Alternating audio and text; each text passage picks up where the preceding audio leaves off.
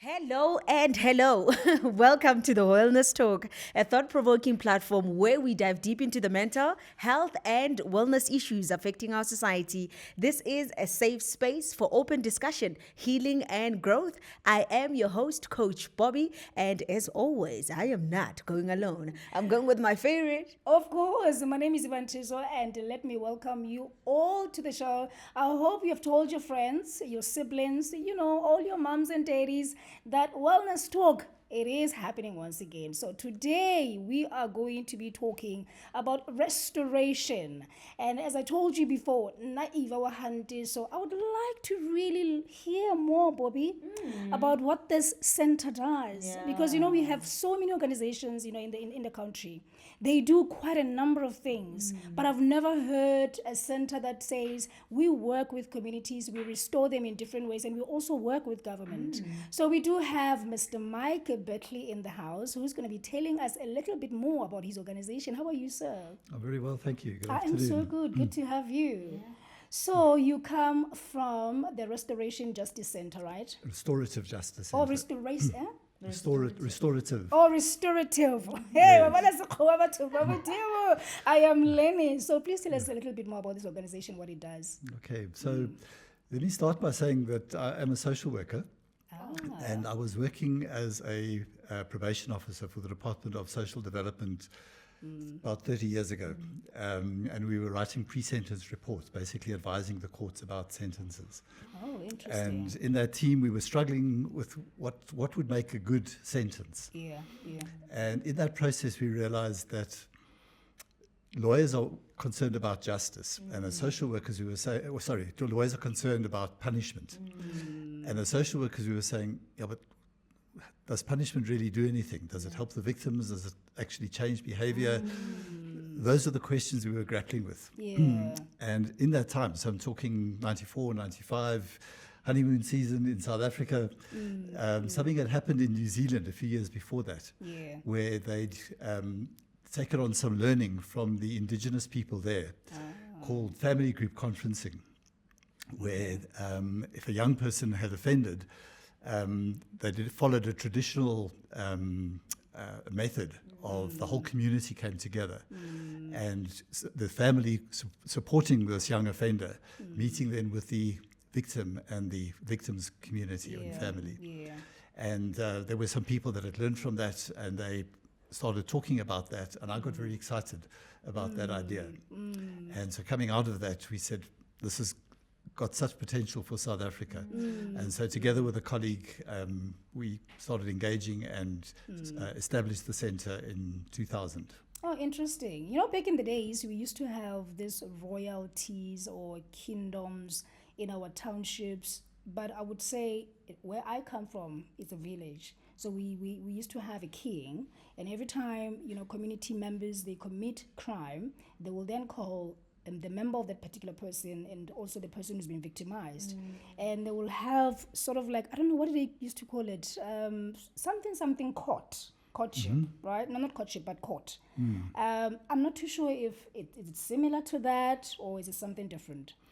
It's very similar to that. Oh, okay. And so what is fascinating is that, so around late 80s, early 90s, across the world, in different places, this idea of what you're talking about started coming up. And so in North America, it was called restorative justice. But then as things started happening, they realized, but the same thing's happening in New Zealand, in Australia, and then a bit later realized, but it's actually not a different thing. We know it in Africa as well. So there's a lot of, it's been adapted and it's been applied and adjusted to fit with the constitutional order. But there's a lot of similarities with the way justice was done and the way you are referring to it there traditionally. Very much interesting. So what kind of programs do you guys do? Well, let me go back a little bit. So I came at this from the perspective of advising the courts, and then obviously with crime. And since we're talking about wellness, let's ask the question, why is crime, or how does crime affect wellness? Obviously, crime can be very traumatic. Of course. But one of the main reasons for that is that it causes harm. It causes harm to people. But it disturbs our relationships. It disturbs our relationship with ourselves, True that. with people around us, maybe the environment. You know, if you have been robbed in your house, you don't feel the same about your house anymore. If you were trusting God to protect you and it seems like He didn't do that, maybe it affects your relationship with God as well. So those are some of the reasons that crime is traumatic and affects our sense of well-being. Now, the way we see justice in the courts, so which is not traditionally in the way you're talking about, or you were referring to it just now, but in, let's say, the Western style, you know, and the formal courts in our country now, is it's very focused on punishment. And, you know, to put it bluntly, it's so who did it, how bad was it, and how much punishment should we impose? And you're so right. But now, does that punishment make things right? Yeah, sometimes it doesn't. That's the big question. And so going back to where I started as a team of social workers, we were very sure that punishment actually wasn't helping us much because you read about or you hear about, and the research even indicates that maybe the majority of people who go to prison, when they come out, they go back, they reoffend. Actually solve the whole problem. Exactly. Yeah. And so as I then got into reading about this, our justice system is actually based on the concept of retribution, punitive justice, that justice means punishment. But if you think about it, just the fact of somebody, let's say, getting the threat of prison or going to prison, what does that do to somebody who has been assaulted or has lost property or had property damaged? It doesn't fix that harm. It doesn't repair those relationships. And if that punishment doesn't prevent the offender from committing crime again, what are we actually doing? Yeah. We're Not solving the root cause of that. Exactly. Yeah, because when you also look at the side of the offender, because I know the society might say, but that is not important. We need to focus on the victim. But when you also focus on the offender, you get to realize why they're doing that and how you can solve that. And that is what back in the days, the courts you were talking about, they were not only focusing on the victim, but the offender. What makes you do this? And what can we do to solve this problem not to continue in the next generation? Absolutely. So I love that. Yeah. And it's really rooted in, I think, our constitutional value of dignity, human dignity, which we can relate then obviously to Ubuntu as well, the idea of humanity, finding our identity and our humanity in one another and in community. So even somebody who has committed maybe terrible offences, somewhere that person is still a human being. That humanity might be very badly damaged. And that's part of the challenge in responding to crime, is how do we respond in such a way that we still recognize that humanity while not minimizing the harm that the person has caused. You know, this is quite interesting that Wow. you mentioned something, I think it's still coming back to my mind now, to say, to us, punishment is justice to us. You know, it's not necessarily justice, but I'm very much interested because surely you've done your research, you've been in this journey for quite some time. What do you think compelled the government to actually go that route where they decided that we're just going to go one way, and in this one way we're going to make it look like it's two-way? You know, making justice, making what you call punishment look like justice, whereas it's actually not. Look, I don't think that it wasn't really a choice that the government made now. They inherited a system, and that system was also very punitive. And that goes back hundreds of years, actually. So if you look at the history of this, so some traditional societies still see justice very much as making things right, not just as punishment. But in Western history, it was around the 10th, 11th century, so about 1,000 and something years ago. It was for political reasons, where the kings and rulers were trying to establish their authority over their communities. And so instead of if somebody had committed a crime against somebody else and the matter being between those people, then they developed something called the King's Peace, where then the king then became the representative of that victim, the person that was harmed. And so that's why today you've got the idea in the court of the state versus, the perpetrator. Oh, so it's a long. So it's a long, long time. history. So I think that the way I've come to understand it is that it's part of our human nature. There is definitely part of all of us that likes revenge, that is drawn by revenge, and when we've been hurt, when we're angry, that's what we want to do. I want to make you feel the way I felt. Yes, yes. I want to get even. But it seems like this system really, really worked because it repaired relationships as well. Take us through the training that you do, like the whole procedure. Yeah. Well, let me explain how it works, and then perhaps I could say something about the training for that. Yeah. So as I was mentioning, with the example from New Zealand, and then as that has started to evolve throughout the world, really, it's called variously a restorative justice process. That's kind of a generic term, but also called victim offender mediation or victim offender conferencing. And it's essentially the idea of bringing together everybody who's been affected by a crime incident. So not necessarily just a facilitator or mediator and the perpetrator and the victim, but their communities. So you could have, 15, 20 people come together to talk about what happened. Now, it's important to recognize that this is not a process to establish guilt. So if the perpetrator or the alleged perpetrator is saying, wasn't me, I wasn't there, then you can't do this. Okay? Yeah. But if the person is saying, I did do that, so that's a condition to an acknowledgement of responsibility. So when we bring the parties together, essentially we create a safe space for people to share their stories. Often we would start then with the victim, describe the incident, what happened at the time, what were you thinking, what were you feeling, how have you thought and felt now, how's this thing affected your life?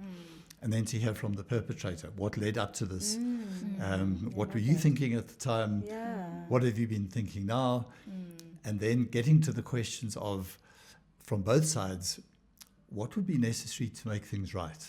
So for the victim, what do you need to make things right? Kind of to establish them the way they were before.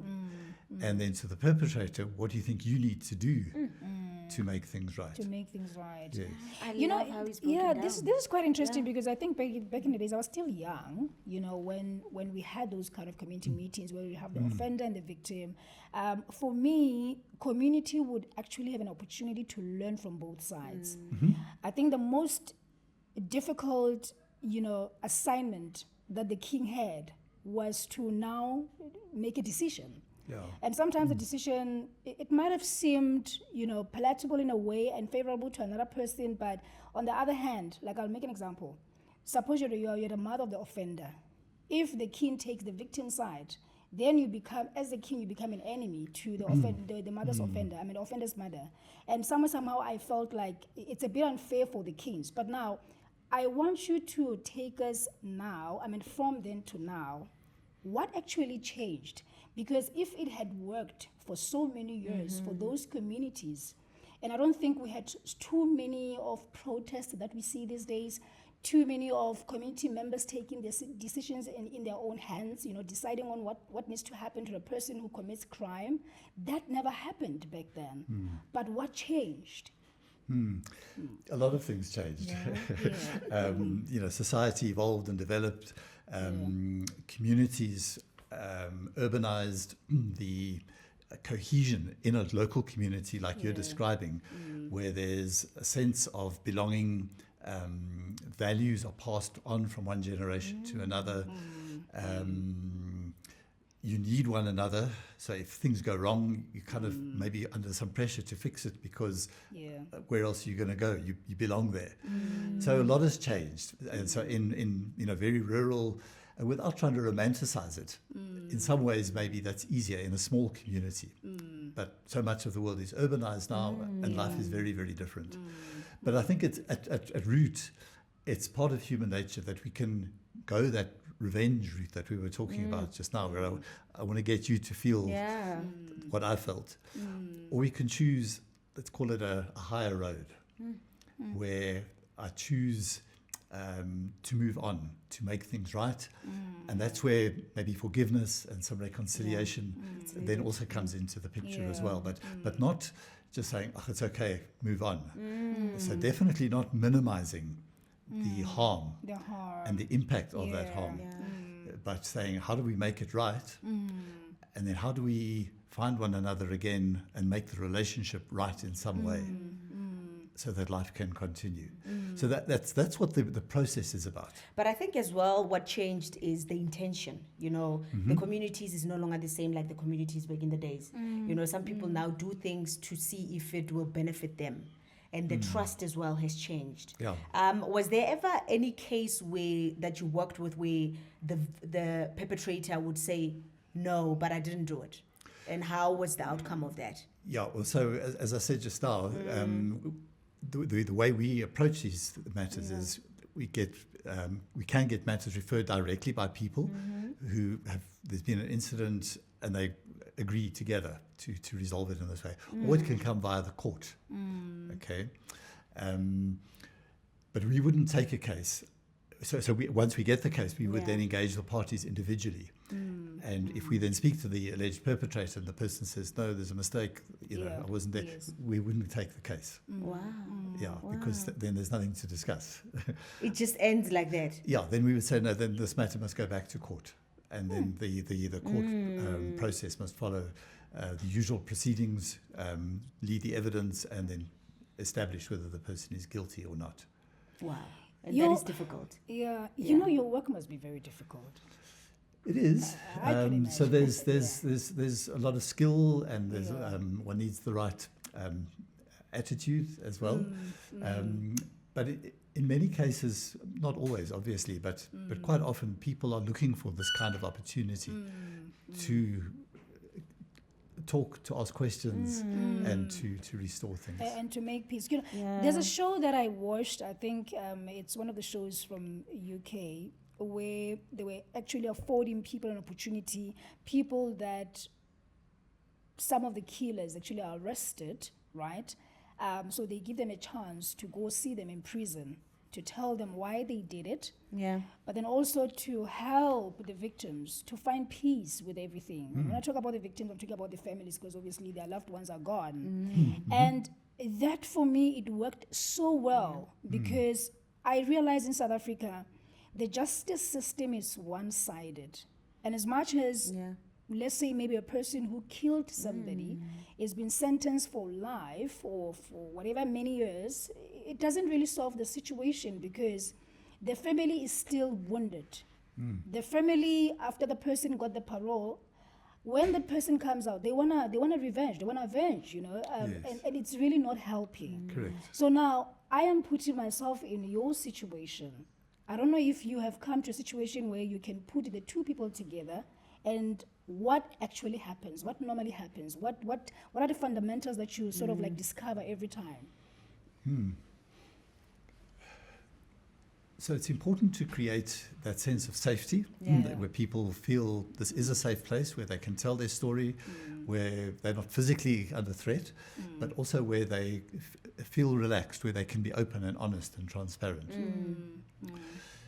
I think if one has done that preparation, spoken to the party separately beforehand, and they're clear about what the purpose of this is, then there's generally a willingness to make this work.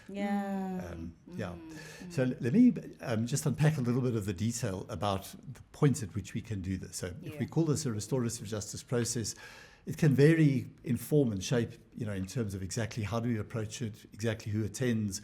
But the idea is there's a facilitator or a mediator, and we bring together everybody who's interested in this, who's been affected and is trying to reach some sort of resolution. But we can do it informally, where parties just approach somebody for this purpose, or we can get it from the court at a pre-trial stage. So the prosecutor then gets the docket and says, okay, I see the evidence, but this doesn't look that serious. Maybe we can resolve it informally, and then they can refer a matter like that to us, all right? And the Child Justice Act actually makes specific provision for that to happen. But then in more serious matters, so in a case like that, there wouldn't be a conviction. the person would not have a criminal record. So generally it would be for less serious matters where the person isn't a threat or a risk to society. Okay. But in more serious matters, the trial can proceed. You get to the point where there needs now to be a sentence. Now your points then of the victim's voice has often not been heard in court, or if it has been heard, maybe not heard fully, because the purpose of the victim's testimony is not really to hear their story, it's to get a conviction. They're not there for their sake. They're there for the state's sake to get the conviction, Of course. which is not the same thing. So they might still have questions. They might want to tell the perpetrator some things. Yeah. So that's an important process that can be run as part of working out, so what would be a good sentence. Yeah. And then there's another point then, if somebody then, say, goes to prison for however many years, a couple of years or even longer, let's say 10 years or something like that, at some point they are going to come out. And they're going to come back to the community where it happened very often. And those same questions They arise again. will be there still. Questions or things, do you know that what you did, how do you know how it affected my life? Do you realize what you did? So those are the kinds of situations where why people want to engage. It's always voluntary, but these are the kinds of things we would point out to people and say, this is how it works. Do you have questions? Are there things you would like to say to the person? And we would prepare them for that, and then we would bring the parties together and really let them tell their stories and then guide the conversation to those questions and then saying, what do you need for things to be made right? And to the perpetrator, what could you do to make things right? But I think the engagement is also important because remember the reason why we want revenge is because we want answers. I want to Yes. know why. So I love this system because you allow the family of the victims to know, and you also allow the perpetrator to get a chance to be forgiven. Yes. You know, to even have hope that they can move forward. Yes. So I'm gonna ask the stupid question. I call it like that. I'm gonna repeat it again. Was there ever a chance where you had both of them, the perpetrator and the victim, and they agreed, you know, to come and try to solve it, and then it comes a time where the victim is like, I can't do this, and then they pull out because maybe of the certain things that were said. Yeah. I dealt with a case recently. So as the person who's led the organization for many years, I haven't done that many cases. You know, the volunteers and staff members have done that. But we've been trying to expand into the workplace because obviously there's lots of conflict in the workplace, which trying to resolve that through a disciplinary or a grievance procedure is also not a good idea. So I'm deviating slightly, but it's just the example that comes to mind now, where two people had an argument over the use of an office, and I was called in to see if we could help them have the conversation and resolve that. And I didn't think it was going to be that serious. You know, we're just talking about an office, no further harm or anything. And we couldn't reach a resolution. Wow. Yeah, because each one felt the other one had been insulting and felt that the way they had responded was quite legitimate and called for. And nobody was prepared to back down. Nobody was prepared to say, okay, maybe I overreacted, maybe I was rude, I'm sorry. Neither one was prepared to do that. And so it ended without reaching an agreement. So with your experiences, with your experience of being a social worker, when you're looking at that specific scenario, what do you think makes it so difficult for people to even solve that? It doesn't seem like a huge problem. What is it? Is it the ego? Is it the pride? What is the root cause of that? Yeah, I think one's identity is often wrapped up in situations like that. And there's a history. If you've been working together, you've got certain expectations, maybe there's certain memories that you have about how the person treated you or didn't treat you. And now this comes to the fore here. So there's your sense of yourself. And how you feel you should be treated, how the other person should be treating you is on the table. Yo, this is affecting the company. It is. You know, you mentioned something earlier on to say we are not aware how much crime affects our mental, wellness. You know, I'm just interested because you have traveled this journey. You have tried to help the government. You are still doing it even now, trying to also assist individuals. But when you say crime can really affect us so bad, how deep are our scars? affected by such? Sure. Well, that would depend on the incident. So, if we're talking rape or murder or attempted rapes or murders, those are obviously very, very serious. And the scars would go very deep, really affecting, again, our identity of who we are. Something that's less serious, a theft, maybe even a robbery, damage to property, an insult, those things would affect us maybe less, but I'm trying to avoid the word of saying not serious or not severe, because even something that, let's say, if you're walking down the street and somebody snatches your handbag, your cell phone or something like that, it's not just about that item. It's also about your sense of safety, your relationship with the street even, because probably you're not going to walk that way in future. So it really changes a lot of things. And, if we think of our country and the high levels of crime, those high levels of where we feel so much unsafety, a sense of unsafety, we are, as a nation, the levels of trauma are high, definitely. We are really going through a lot. And it changes the relationship with yourself as well, eh? Absolutely. It does. Because because when I'm listening to you, I'm hearing a community that constantly living with trauma. And we don't seem to be getting a solution, regarding the types of traumas that we are actually faced with. So let's come back to your organization. I know that you've done quite a number of things with the government, trying to assist them with the policies, but you also implement some of the trainings, as Boby asked earlier on. So maybe take us through that, because this is quite interesting for even organizations that are out there that are trying to help people, but we don't realize that we still run in the same circle. We are not actually going anywhere. And I feel like your type of organization is required to also form types of these kinds of partnerships with these other organizations. Because what's the point of us trying to resolve situations, but yet we are not looking at the root of this problem? Correct.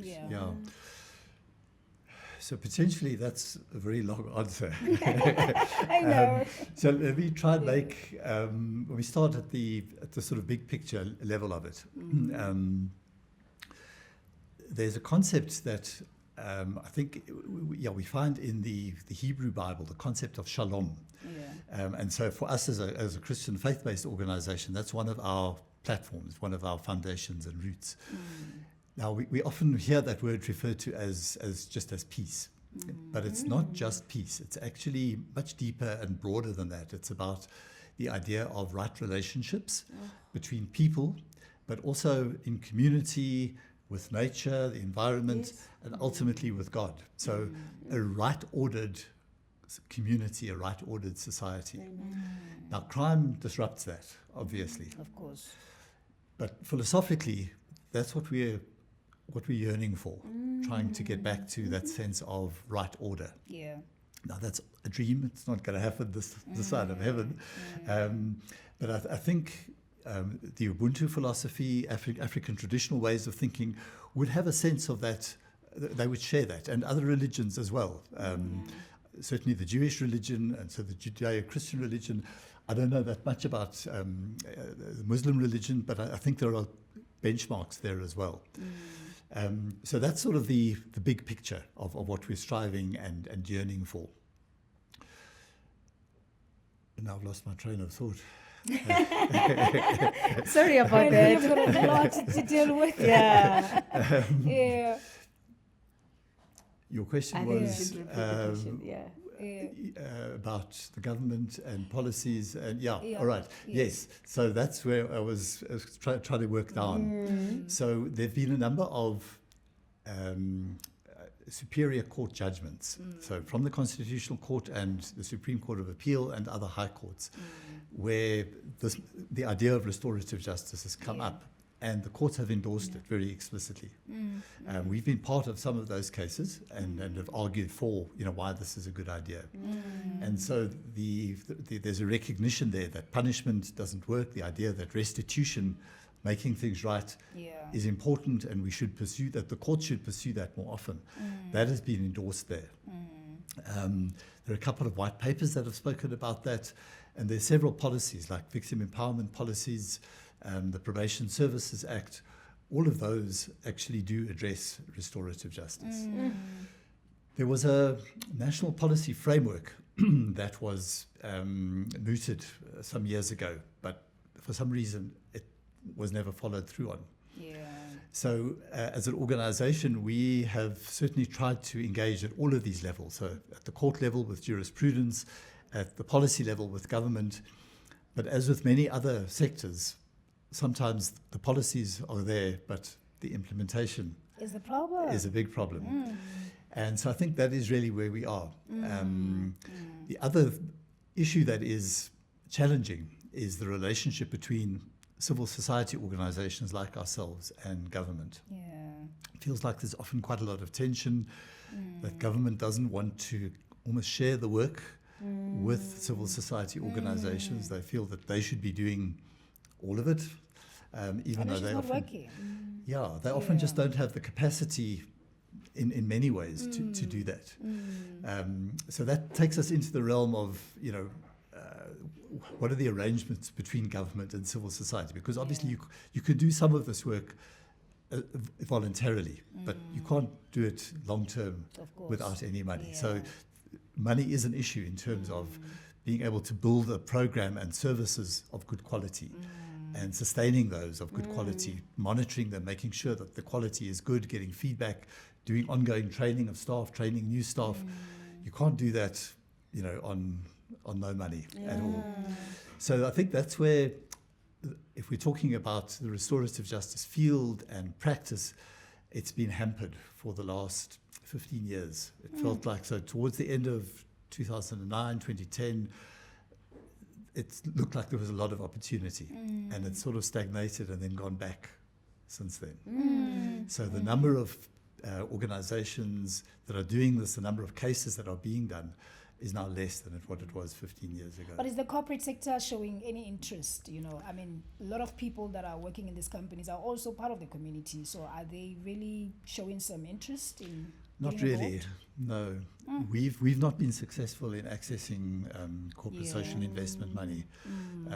That tends to go to often schools, Yeah. other social services like child and youth care centres, your traditional children's homes. Those are easier and maybe more attractive options than working with victims and offenders. As you're speaking, I'm listening to you, and I'm starting to realize that the reason why some of the companies, or maybe most of the companies, and why the government is struggling in their own workspaces is because we don't take conflict management seriously. And that is missing in a lot of organizations, being private, being corporate, being government, because we even experience mental health issues because of we don't take that part of conflict management. And I'm really, really thankful that you're here. Whoever is watching would realize that actually it doesn't matter how hard we work, it doesn't matter what we do, what kind of system we implement. But if we don't know how to build relationships, we don't know how to nurture relationships, and unfortunately the companies won't grow. It is so true. So, Mr. Batley, I would love to visit your organization one day, but surely majority of the people that are watching now, they are also very much interested. So how can they get a hold of you? And if you were to be in partnership with or other organizations, what do you expect from them? So we do a lot of training with other organizations, individuals who are interested in the idea of restorative justice. And there's a point at which this then overlaps with dispute resolution. And that is actually quite in focus at the moment. There's a lot of attention from the court side in various ways. So civil, commercial, family mediation. So we also feel that resolving criminal matters in this way is being a little bit pushed to the side at the moment. So the training that we then do is about this idea of restorative justice, getting in touch with our own thoughts and perceptions about crime and justice, understanding the idea of restorative justice, and then learning those skills of conflict resolution. And we like to talk about conflict transformation. How can we go beyond just making the peace to actually transforming the situation and looking at the roots of what happened and how to create something new. I love that. So I think there's a lot of interest in that, and I think within workplaces, that is definitely opening up. I love that. And then do you also work with any other international, companies assisting in this? Not companies as such. We've got relationships with the European Forum for Restorative Justice, Okay. with some of the players in the US. They were some of our mentors some years ago. And we've got connections in New Zealand and Australia as well. So it really is a worldwide movement. There's even some United Nations documents that promote it as well. So if anybody wants to, just find out more, they can look at our website, rjc.coza. There's some links there, some portals. But if you just Google restorative justice, you'll find heaps and heaps of information. That's quite interesting, and I think it's a new topic to our show. So if maybe there's anything that is so important that we would like to address, and perhaps maybe you didn't hear it in our questioning, please do share with us. I think that sometimes people are afraid and they think maybe they've felt that they've progressed and they've healed, and that doing something like this might be opening up old wounds. And I understand that. So I think that the journey to healing comprises a number of components. So actual trauma debriefing and trauma healing, I think that is, there's a few things involved in that. So it can involve working with a therapist, a counselor, and there's various approaches to how one can deal with that, which can bring a lot of healing and relief. And I would encourage people to do that. But that's not exactly what we're talking about here. I think that confronting the offender is also part of that journey. You need to be ready to do that. As I said, it's always voluntary. Nobody should ever be pressured into doing this. But I think taking that step to confront the offender, whether it's something that happened recently or maybe even 20 years ago, I think it is part of the journey of healing.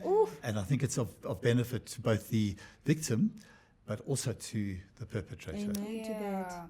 Wow, so beautiful. Oh my God. I have learned a lot. I never thought that there's such organizations that are dealing with such. I love, not necessarily that I don't love South African content. I do, okay? Don't get me wrong.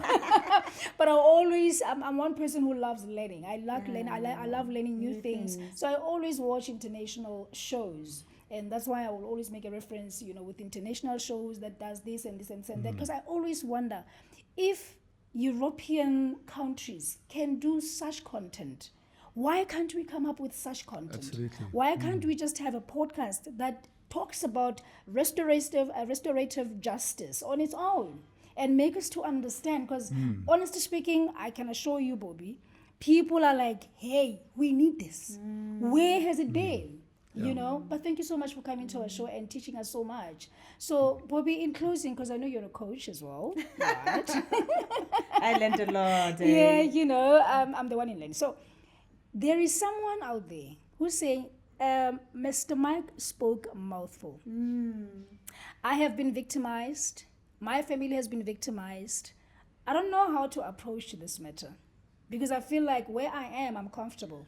I don't want to be reminded about what happened.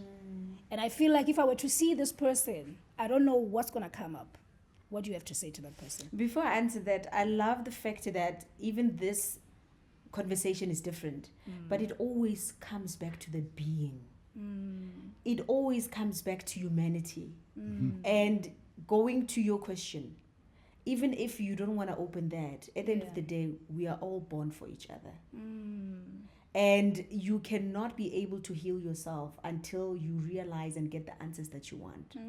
Even if that person will really, really trigger or bring out the worst in you. But that transition, that moment, you need it for healing. So it's like we're beings needing another being, even those that hurt us. We need them to heal. Wow. Thank you so much, my guest. Yes. As I close my guest. But I'm hoping to see you next time, Mr. Mike.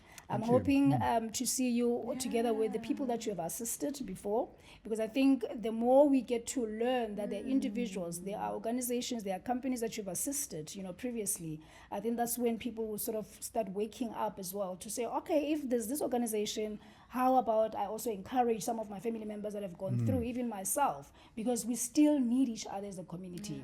So my peeps at home, I think we've enjoyed the show. We have learned a lot. Yeah. So please, if you are one of those people that you are going through something and you know that that fear has always been the hindrance, now this is the time. Mr. Mike, I'm not too sure if you want to give your contacts, because surely there are some people who would like to really get in contact with you. I almost forgot that. Forgive me. I think the best is if they can go to our website or our Facebook Yeah. page, Yeah. Restorative Justice Centre, RJC. All right. You had the man. So until Yes. next time here at Wellness Talk, God bless you. Keep healing. Keep healing.